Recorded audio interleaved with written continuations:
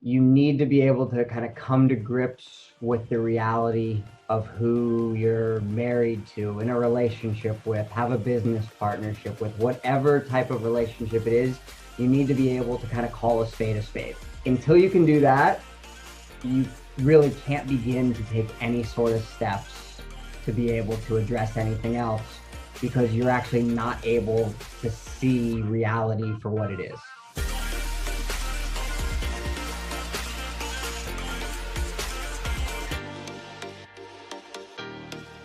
Welcome to another episode of Negotiate Your Best Life. I am joined today by Jason Crowley, who is a certified divorce financial analyst, chartered financial analyst, CFP, CDFA, CFA, all kinds of amazing things. And he also specializes in working with people who have had to deal with narcissists. He has a whole specialty in that area. It's really, really incredible.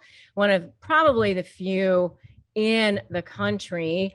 And so he and I have done a lot of other things together in the past, and we'll continue to work together here going forward. So welcome, Jason. It is such a pleasure to always be working with you.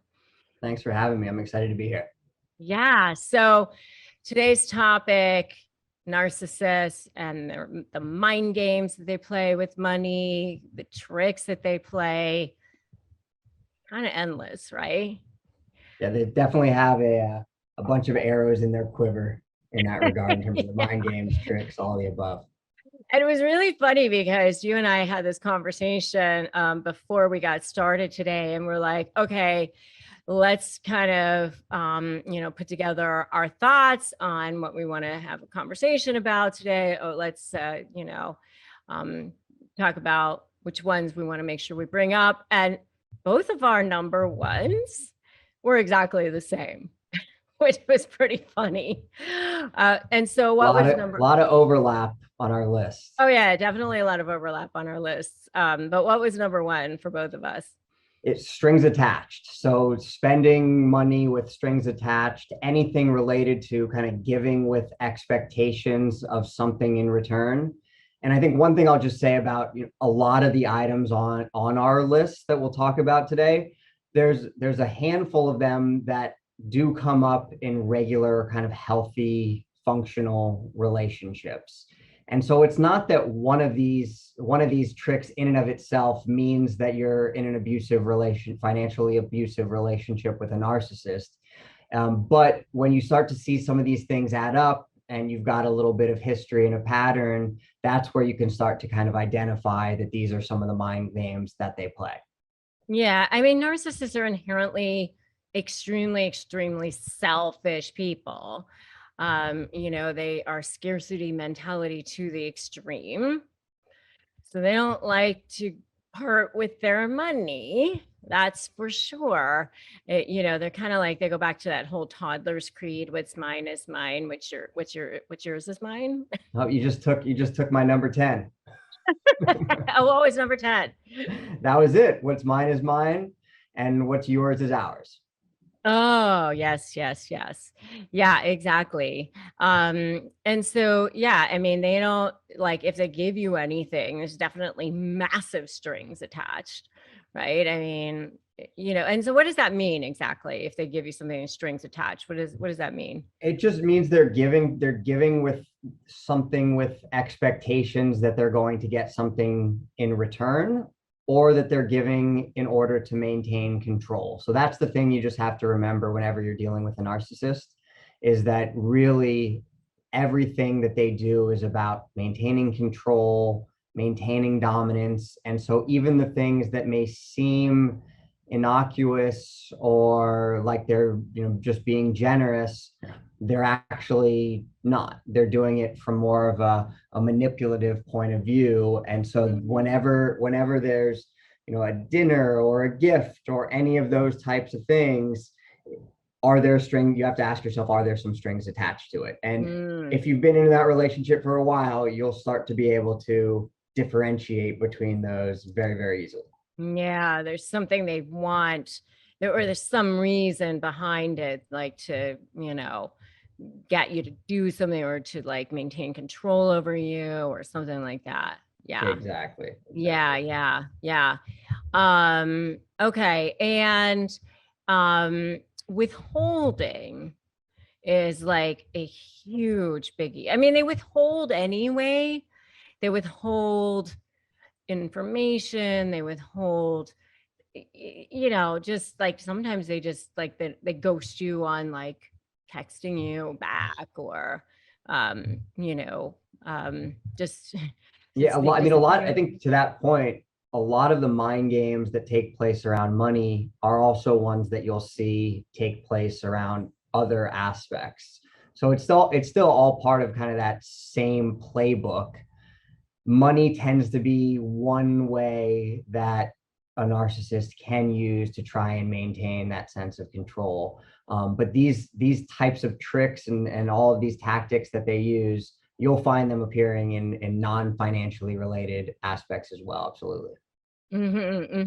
So how will they withhold as far as money is concerned? Yeah, so like one example is an allowance. A lot, like, it's not that there's no access to money, because to a certain extent, if there's no access to money, then they may actually be shooting themselves in the foot and lose control because they're forcing you to do something more drastic. So a lot of times what they'll do is give a small kind of allowance for all of your personal spending. Usually it's not enough.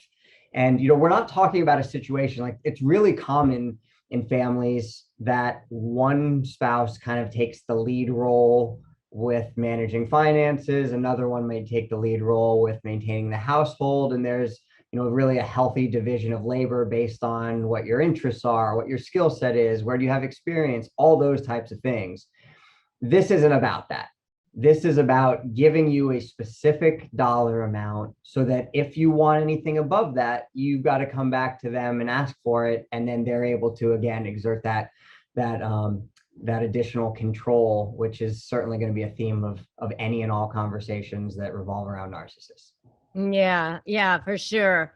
And another one for sure is sort of like this passive aggressive thing. And I actually experienced it myself in a business partner relationship. It wasn't, I haven't been in a relationship with a narcissist in a romantic sense, but I did have a covert narcissist in a very short-lived, thank God, business situation.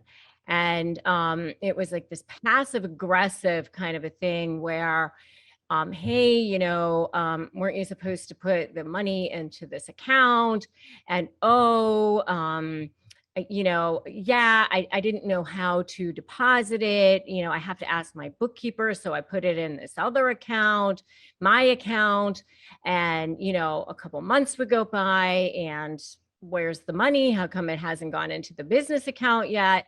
And so I found myself like in this weird position of like, do I ask about it? Do I not ask about it?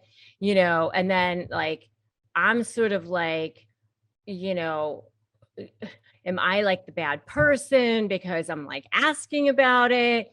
And, and then I ask about it. Oh, I told you I needed to ask my business, my CPA about it. I'm definitely going to do it. And they kind of make you feel bad. Like, I'm a good person. That's the thing. You start to, the more as these kind of tactics add up, once you're able to identify it and name it, a lot of that kind of goes away. But until you've really until that's crystallized in your mind, it becomes where you start to question yourself. Should I be doing this? Did I do something wrong? Am I making a mountain out of a molehill? All these things kind of start to build up where you start to look internally until you have kind of that light bulb moment of, well, actually, here's what I'm dealing with. I think that's one of the reasons why everything that you do in terms of your content can be so helpful to people, because it really can help someone to identify what some of these tricks are and be able to name that. Well, and exactly because especially the coverts, like, what I was just describing, because like when you mention something about that type of, behavior to somebody else, other people go, well, I'm sure that must have been inadvertent because that person is so nice. Obviously, I'm sure they didn't mean it that way, and then again, it only serves to make you think you're crazy once again. And, here you go back to feeling like bad, and you're ashamed once again, crazy again, and that again, it's this mind game, mind game, mind game, right? It's, So it's yeah, exhausting. it is definitely exhausting, definitely exhausting. Okay, so let's talk about, you had some great ones with, how they play this sort of shell game about where they put, you know, debt and title and in whose name and all that sort of stuff. Yeah, and I mean, those two things kind of go hand in hand. I tend to see when I'm working with clients who talk to me about how they're kind of divorced, their spouse, their husband, wife, whatever, is a narcissist. It's not at all uncommon that I'll see a lot of the debt ends up in your name, and a lot of the kind of title to the assets ends up in their name. This is not something that tends to happen by happenstance. It's really part of the plan to take out credit cards in your name, mortgages, all of the debt. Ultimately, if things go awry and you split, you're going to be kind of stuck holding the bag. Whereas they'll try and convince you to sign a quick claim deed or an interspousal transfer deed in order to take title to the house and put it into their name, or joint. So all of these are things that are trying to basically accumulate the good stuff on their side of the equation and take all the bad stuff and stick that over on your side. Yeah, yeah, for sure. I mean, and one of the things I've seen before too is like, the good spouse or whatever was like the saver, and saved up all their money, and then the other spouse was like the spender and spent all of their money. And so now they didn't realize that, oh, I'm going to have to hand over half of everything I saved to the person who was just, frittering all their money away. Oh, great. Thanks a lot. Yeah, and I mean, I think that's a nice lead in for another one, which is kind of the the blame and shame. So, a lot of times there's going to be a real double standard in terms of how money is spent. And in those situations, you could go out and spend money for tutoring for little Johnny, or dance class for Sally, or things that are really kind of part of the day to day, and receive a lot of criticism around that. Whereas there may still be, and they're going to be judging you for spending money in kind of the basic ways, whereas they don't expect there to be any repercussions or judgment around their spending money on lavish vacations or taking trips to Vegas, or whatever it happens to be. That's another one that I see come up a lot, is this double standard around how money is spent. Yeah, and another thing actually, as you're saying this, and this kind of goes back to that mind game thing too, is like that sort of shaming you. I mean, there's the double standard for sure, but then there's like that shaming you kind of a thing, like, well, you don't get to spend money because you didn't work for it, or you're just lazy, or you're not capable of earning anything, or you don't have an education, or you're just greedy if you ask for anything. Something like that. Like there's like this inherent sort of thing. And I've had a lot of people who will say to me, like, I'm not greedy, I just want like just enough to like um cover this, or I'm not asking for this part, or I'm not asking for that, or I'm not asking for any money. Sometimes, like a lot of times people will say, I'm not asking for any money. And and almost as if that's dirty, like it's dirty to ask for money. Yeah. And and I'll have to like correct people sometimes and go, what's wrong with asking for money? Like, Yeah. let's just shift our mindset around that. Let's have a conversation around what's wrong with asking for money if the law provides for you to get half the retirement, or you to get half the assets, or for you to get alimony, or for you to get child support. If the law is providing for that, the law is agnostic. Right. Really, I mean, it really means that their games have started to wear away at you. They've started to work. That manipulation is paying off because your sense of reality begins to get a little bit skewed. And you start to see things through the lens that they've kind of created for you. All those different smoke and mirrors really kind of start to skew your own sense of self and what's fair and what's equitable. So yeah, and I think the other thing that I see, as you were saying, all of those things, is it actually doesn't matter. Like it no matter what the actual circumstances are, they'll find a reason to be able to make you feel shameful. Even if you're making more money or are more successful or whatever it is, they're going to find something, an area of weakness, and they're very, very good at that, to be able to kind of exploit whatever insecurities you might possibly have. And if you don't have them, then they'll probably try to create them. And that's kind of how they try to look for their prey to a certain extent.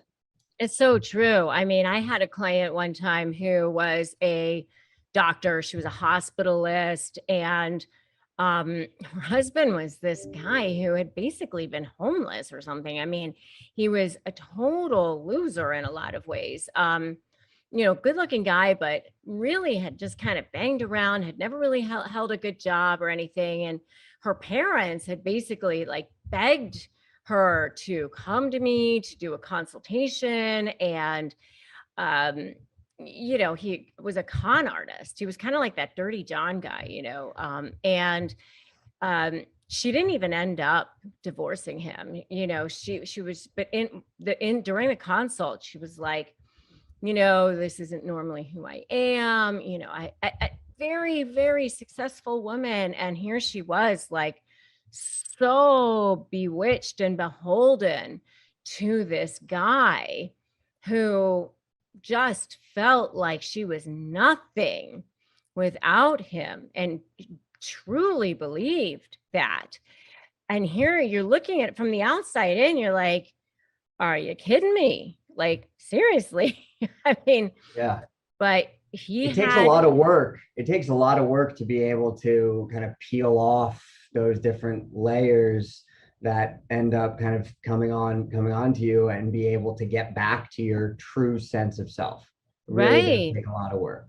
And just to kind of go back to something you said, a lot of times that shaming and all of that, it hasn't just started during the discard phase or like right at the time of the divorce or whatever. It started, back at the beginning almost of the relationship. They've started imprinting and conditioning you to believe that you're nothing without them, that no one else loves you like they do, that you can't function without them, that you need them in order to function, like that they have to have control over you. They want you to believe all of those things. And so that's all part of these mind games. And then so like that shaming that they do, for wanting anything for yourself is, that's kind of started like, I think a long time before sometimes. Oh, absolutely. It usually doesn't start right away, because if it starts, like the love bomb, they have to love bomb. Yeah, exactly. You gotta get it going a little bit, but then after they've pulled you into their web, that's when they really start playing those games. Yeah. So, all right. So what can they do about it? Let's shift to what can they do about it? Yeah, absolutely. I mean, I think to me, the first and most important thing is to be able to name it. You need to be able to kind of come to grips with the reality of who you're married to, in a relationship with, have a business partnership with, whatever type of relationship it is. You need to be able to kind of call a spade a spade. Until you can do that, you really can't begin to take any sort of steps to be able to address anything else, because you're actually not able to see reality for what it is. So that, I think, is the first and kind of most important thing to do. The second one is holding your cards close to the vest. And so, what you need to understand is anything that you reveal can and will be used against you. This is very much like if you're talking to a police officer. You're not going to say anything that's going to end up helping you in that situation. The more information that you reveal, the more transparent that you are, the more that's all going to come back kind of to bite you, because they're going to use that information. They're observing, and kind of taking mental notes about, well, how can I use this for leverage? How can I exploit this weakness? All of that is really part of the game. So you want to make sure that you aren't more transparent than you need to be and more forthcoming than you need to be. Yeah, totally. I mean, I know, like, when I decided to try to exit like the business relationship that I was in, I was like, I mean, I told this person I wanted to be out of the relationship, but, I had to be really, really careful about, how much to reveal about what I was working on otherwise, or whatever, because I mean, they need as much narcissistic supply as they can. And, they attach themselves to you because they want that supply. And if there's any supply to be had that's happening around you, they want to make sure that they're not going to be missing out on that. So, you got to be careful about, what to reveal there. And what did you go ahead. What did you have any steps that you took that were particularly effective in getting out of it? Was it tough to kind of remove yourself from that partnership? I mean, you cannot allow yourself to be emotionally triggered, because they are definitely going to try to trigger you. And you can't look back. I mean, I was just talking to a client the other day, and she was like, well, maybe because the guy was like back into like trying to love bomb her into coming back into the relationship, and she's like, maybe I could just keep him in the love bomb stage. I'm like, no. That is not happening. They don't like the love bomb stage. Like, you're not going to be able to do that. If you figure that out, let us know. Yeah. Like, no, it's not happening. So like, I mean, I just was like, no matter what, I'm moving forward and I'm getting the hell out of this thing. And, and it always gets worse before it gets better. And they're always horrible at the end, because they don't want to see their narcissistic supply walking out the door. They feel the control slipping through their fingers. Well, yeah, they're feeling their supply walking out the door. I mean, it's like they're vultures, and so they're seeing their food source like leaving. Yeah. And it's funny because they're horrible to you, and yet they want you to stay. Like, why would I stay when you were horrible? But yet that's how they are. But you just got to keep going and not look back, and then cut off all forms of communication, like block them on every single platform. And and really for me, like, I just tried to like not even have any communication with anyone who was in communication with that person. Like, I really tried to do that as well, so that there was no possible form of communication. That's what worked best for me. But I was lucky. I it wasn't a romantic situation, and no kids. There were all these all of this different entanglement that you can't find a way to truly sever. Right. Yeah. So, I mean, when it's a divorce situation, it's like, I'm sure so much worse, so much worse. Um, so what else can you Yeah, say? other steps. I mean, I think, it's really is kind of a cat and mouse game. And so in that sense, the narcissist is the cat and you're the mouse. And so you really need to understand, you don't want, as a mouse, you don't want to become a cat, but you really need to understand how a cat thinks, how they operate, how they pursue their prey, in order to be able to stay one step ahead. There was someone that I was interviewing at one point around kind of financial abuse in narcissistic relationships, and the analogy that she used with the victims of this financial abuse was that of a rose. And so the idea there was, a rose has thorns. A lot of people, when they're leaving a narcissistic relationship and trying to get out, they end up kind of overcorrecting. They have a tendency to overcorrect in the other direction. And so now they kind of put up all of these defense mechanisms, because you start to understand that you're, by being vulnerable, that's what kind of exposed you to this relationship. And so I really like the analogy that she used with the rose and the thorns, because a rose is a rose and it has thorns.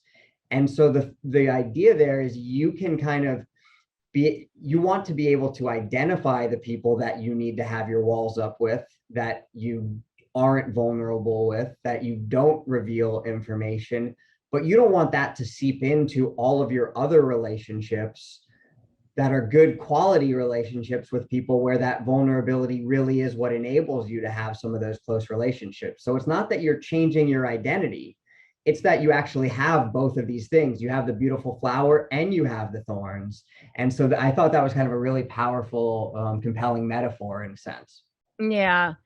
I mean, I would definitely say, gather as much financial information as you can before you leave the house, if you can. Stockpile cash. You Definitely absolutely stockpile want to. cash. Definitely, go around them if you can, like by just going straight for the subpoenas and that sort of thing, rather than, trying to get it out of them through a request for productions or something, because they're always going to play this stupid game of giving you part of it or not giving you it at all, whatever. For sure. There's always going to be this little, um, you know, game as far as giving you documentation during the actual court case, for sure. And you need to decide in that sense of like, what's the right path? Does mediation make sense if you're divorcing, an extremely rigid narcissist, or are you really just setting yourself up for a situation where you kind of are going to have a choice of kind of agreeing with all of their demands, and even then they're going to kind of move the goalpost, because the closer they get to done, the closer they are to, like you said, losing some of that narcissistic supply. Well, I mean, if you have enough leverage, through the SLAY program, maybe mediation would definitely work. But it just depends, sometimes it's a good idea. I mean, a lot of times it's a good idea. Yeah, and I think it's not one size fits all, right? So Yeah. I don't mean to imply that mediation is not a good path, in that type of situation. It's just, you really have to be realistic. And you have to be I think, ready. You have to be ready for sure. there's a lot of situations where someone's self-represented or mediation, and they spend so much time and money trying to make a process work that just may not have a chance. You definitely have to know what you're doing, for sure. Exactly. All right. So where can people learn more about you? Sure. So you can go ahead and check us out on survivedivorce.com. That's kind of our nationwide website, where we just have a ton of different information, resources, etc., about how divorce works in all 50 states, and a lot of the financial stuff, emotional stuff, legal stuff. We've really invested a ton of time, effort, and money into putting that stuff together. That's just a resource. So that's probably the best place. And then if you're in California, we also have a divorce mortgage advisory company, and a divorce financial planning company. So one is at divorcemortgageadvisors.com, and the other is divorcecapitalplanning.com, and that's our divorce financial planning and financial mediation firm. All right. We'll make sure to drop links to everything in the show notes. Definitely check it all out. And thank you, Jason. You are awesome. Definitely understand narcissists and their money. So thank you so much. Thanks for having me. You guys check out all his stuff. Thanks, Rebecca.